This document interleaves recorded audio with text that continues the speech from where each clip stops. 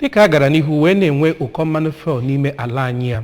Ụlọọrụ Kọmishọn ala Naịjirịa na-ahụ maka ịchịkọba nhọpụta na-ekwu na ụkọ mmanụ fuel a nwere ike ịbụ ọgbata uhie nye agamnihu nke nhọpụta izugbe nke na-abịa.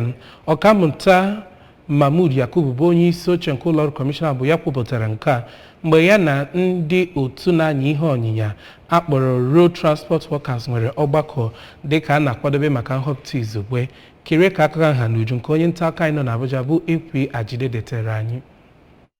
Dịka ọ fọrọ naanị mkpụrụ ụbọchị 25 ka e wee binye aka ịhọpụta onye isi ala Naịjirịa, nsogbu ụkọ mmanụ eji akwọ ụgbọala ekwechiri n'agbanyeghị ọtụtụ ntinye ọnụ sitere ebe dị iche iche. O tebeghị aka ndị DSS gwara ndị ahịa mmanụ petrol ka ha gbaa mbọ ịhụ na ọ ruturu ndị ọbụla aka. Ya bụ arịrịọ na-egosipụta mkpa ma ọ bụ ndaghachi azụ ụkọ mmanụ petrol ga-enwe n'ịkwọ ndị ọrụ ma ngwaọrụ ha oge nhọpụta. N'ihi ya ka onye isi oche INEC jiri kwe nkwa na ha ga-agbasi mbọ ike ịhụ na enwere mmanụ petrol n'oge na nsote nhọpụta.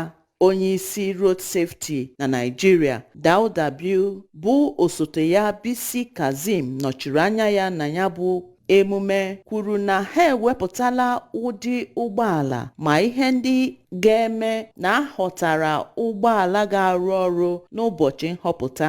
Na Mbori ka onye isi ndị National Union of Road Transport Workers Tajudeen Baruwa kwere nkwa na ha ga-etinye uchu ịhụ na ya bụ nhọpụta gara nke ọma. Site na Abuja, Princess Ekwuputa, akụkọ ụwa ABS.